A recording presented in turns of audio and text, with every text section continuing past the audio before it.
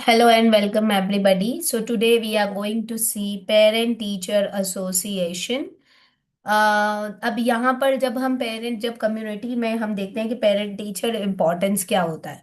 तो देखिए, जब हम यूजुअली बच्चे की प्रोग्रेसिव रिपोर्ट देते हैं या बच्चे की एस्पेक्ट्स लगते हैं हमें, तो यहाँ पर हमें बच्चे की एकेडमिक्स और बिहेवियर्स और ये सारी चीजें बच्चों के पेरेंट के साथ में डिस्कस करनी होती है। We have to discuss all these things with the parents, but in a positive way. This is a very important part because without parents schooling is not possible. If the child does not send the parent on time, okay, then it becomes very difficult for the teacher also and for the child also to understand the different aspects. Okay, so it is very important to have a proper general conversation with the parent.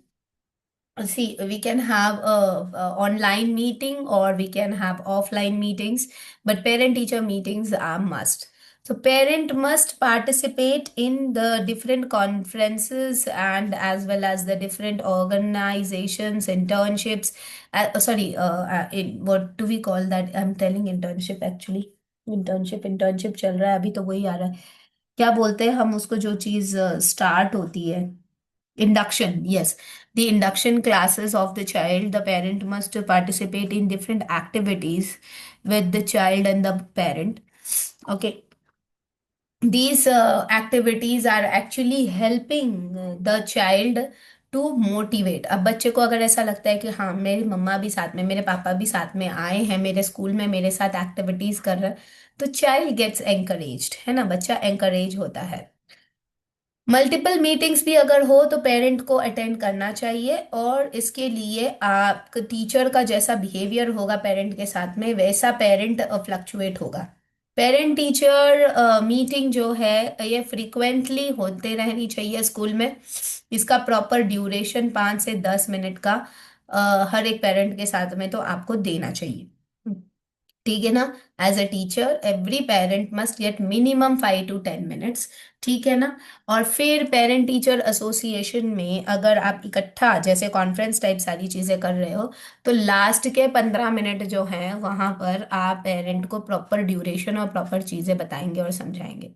ठीक है। Next is location. जो location है, यहाँ पर location आपको ऐसी रखनी है जहाँ पर पेरेंट टीचर का जो रूम है, अब यूजुअली क्लासरूम्स में ही पेटीएम होती है, लेकिन अगर आप कोई कॉन्फ्रेंस, कोई इंडक्शन या कुछ ऐसी चीज कर रहे हैं, तो प्रॉपर लोकेशन में सारी चीजें करें ताकि वो चीज एडवांस रूप से अच्छे से चल सके। नेक्स्ट, अलग अलग रीजन्स में अलग अलग तरीके की पीटीएम्स होती है, तो यहाँ पे ये सब दिया है, ये इतना डिटेल में नहीं है अपने आपके सिलेबस में है तो, लेकिन ये इतना सिर्फ अंडरस्टैंडिंग रीडिंग के लिए है, तो आप इसको गो थ्रू कर लीजिएगा।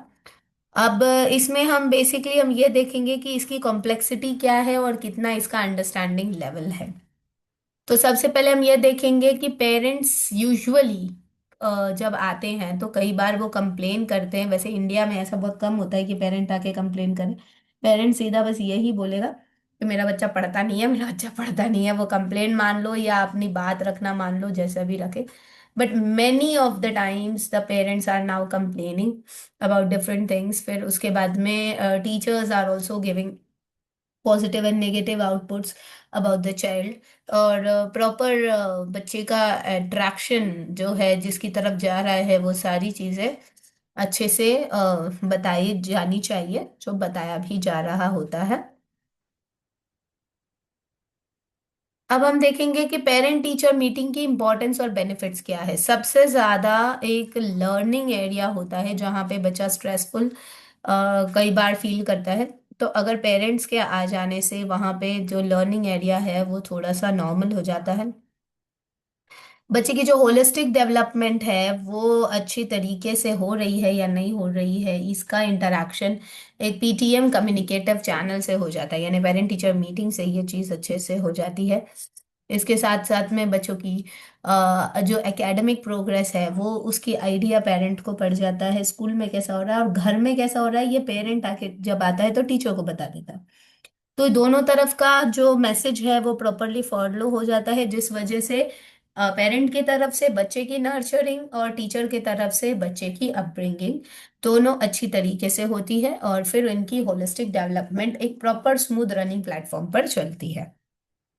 Next, parent teacher meeting is an opportunity to exchange observation of the child with each other, sharing daily experiences and observation, provide a wider prospect for parent and teacher to plan। मतलब यही चीज मैंने अभी आपको बताई कि parent और teacher properly सारी चीजें अगर इंटरैक्ट कर लें तो उनके आगे की एक्टिविटीज को वो प्लान कर सकते हैं, जैसे कि उनका बिहेवियर, उनका मैनर, उनकी हैबिट, उनकी एटीट्यूड, उनके लर्निंग स्टाइल्स, और उनके समाज में लोगों के साथ जो रिलेशनशिप है किस प्रकार से वो अपने आप को क्लियर बिहेव कर रहे हैं, वो सारी चीजें।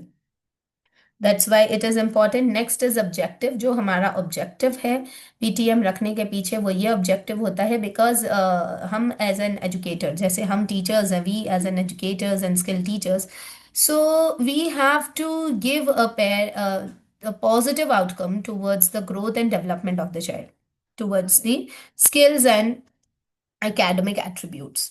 So when the child comes to uh, any school or something, we as a teacher must keep in a mind to err is human. That means human is meant for to make mistakes, but we as a teacher have to tell them that what is the mistake and how to correct it. Okay, so this is the main objective that a parent teacher meet is going to help each and every area. The school and the educator have to help the child in active participation of the parent as well as the child. Okay. So second thing is parent teacher at meeting is a great platform for an educator to know the child's weak point and the strong points from the parent's observation. So as I just told you, that the teacher will get properly interacted if the uh, parent is having a correct interaction about the strengths and weakness of the child. The parent and the teacher, if they share the insights of the information, the holistic development of the child is groomed. Then it's a great opportunity to communicate the proper welfare of the child. That means for the benefit. See, parent and the teacher both are working only for the benefit of the child. Okay, so it's a two-way communication. Unless we do not give a proper information, the communication is not fruitful. Then a proper and a healthy relationship is maintained. See, many things are repeated, so you can just make points like this. So here we have completed parent-teacher meeting topic, and the next topic is family in different circumstances. I would request you please spare time for this also because we have just started, so we'll complete this chapter also.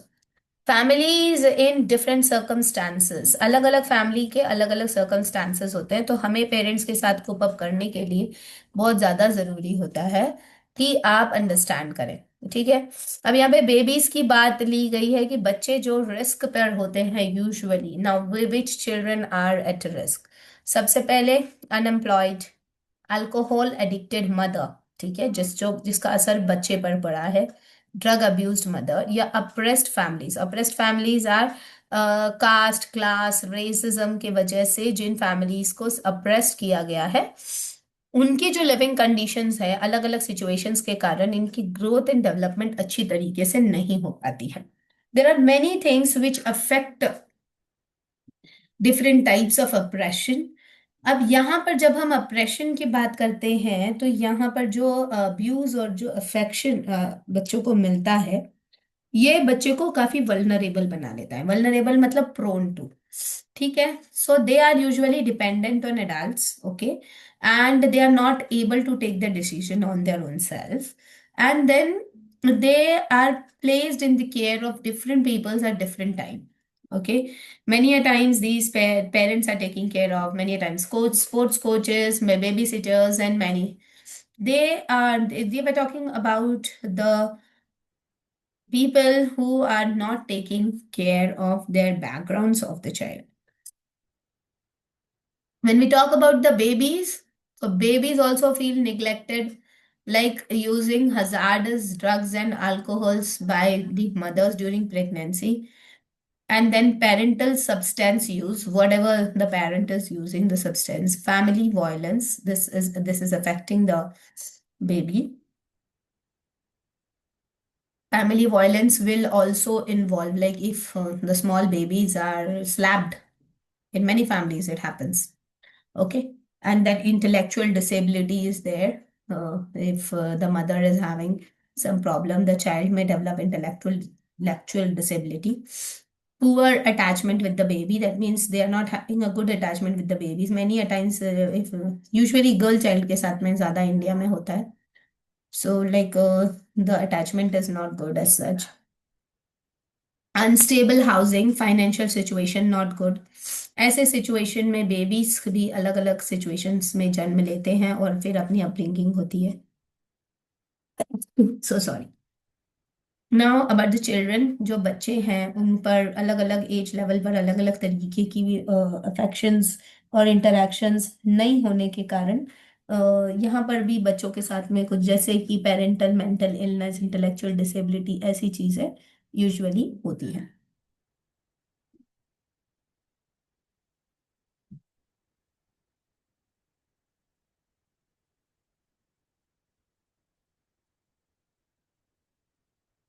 Primary school as वाले जो बच्चे और pre school as वाले जो बच्चे हैं, ये usually physical और सेक्सुअल अब्यूज की तरफ अफेक्ट हो जाते हैं.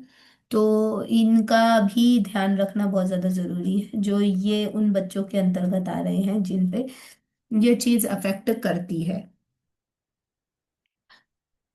एडोलसेंस में टीन एज पे एंटर होने वाले जो बच्चे हैं वो इनके विक्टिम बन जाते हैं, इनकी वल्नरेबल सिचुएशंस होती है. अब यहाँ पर अगर हम एबोरिजिनल बेबीज की बात करते हैं, चिल्ड्रन बच्चों की बात करते हैं या यंग पीपल की बात करते हैं जो इस तरीके की फैमिलीज को बिलोंग करते हैं, जो यहाँ अब्यूज अडक्टिव या ऐसा है कि उनकी नर्चरिंग और अच्छे से नहीं हो रही है, उनके अगर सब कुछ अच्छा है तो पावर्टी बहुत ज़्यादा है, अनएम्प्लॉयमेंट है घर में, तो फिर वो और या तो फिर डिसेबल्ड है, करना भी चाहे तो नहीं कर पा रहे हैं. ये सारी चीज़ें यहाँ पर अफेक्ट करती है. ये यहाँ पूरा सब लिखा है, ये तो आप बस रीड ही कर लीजिएगा, सेम चीजें रिपीटेड है. We'll talk about now homeless children. There are many some children who become homeless due to any of the activities. Say like during COVID times also, many of the children have become homeless. Many of the children have become without families. They are not having parents. ठीक है, they have lost many of them in their families. So these things happen. Okay. So that time children become homeless and they move constantly, move around here and there, and then nobody is working for them. Okay. Next is empowering parent for the special children. So special children के लिए parent को कैसे क्या empower करना है, understand करना बहुत ज़्यादा ज़रूरी है. Different types of laws are there. हमने चाइल्ड राइट्स में देखा ही था कि स्पेशल बच्चों के लिए क्या क्या लॉज है, तो वो सारी चीज़ें यहाँ पर भी हैं. तो आप इसको प्लीज़ गो थ्रू कर लीजिएगा. We are not doing this chapter, just go through this. इसका इतना डिटेल में नहीं वो होना है. So today we have completed this chapter. Tomorrow, Monday onwards, we'll be uh, starting with paper 5. ठीक है. और within I think March first week में हमारा ये, फर्स्ट वीक तो नहीं, 15 दिन में, 15 मार्च तक हमारा ये कंप्लीट हो जाएगा. उसके बाद में आप लोगों को असाइनमेंट सबमिशन और ये सब करना है. रिवीजन के क्वेश्चंस मैं आप लोगों को डाल दूंगी. तो today we have completed engaging community and that's why मैंने थोड़ा सा इतना ज़्यादा समय ले लिया था. नेक्स्ट हमारा पेपर है planning and organisation in of early childhood. तो ये काफ़ी छोटा सा है. अगर 1 वीक में हो गया तो हमें 1 वीक और रिवीजन के लिए मिल जाएगा. ओके.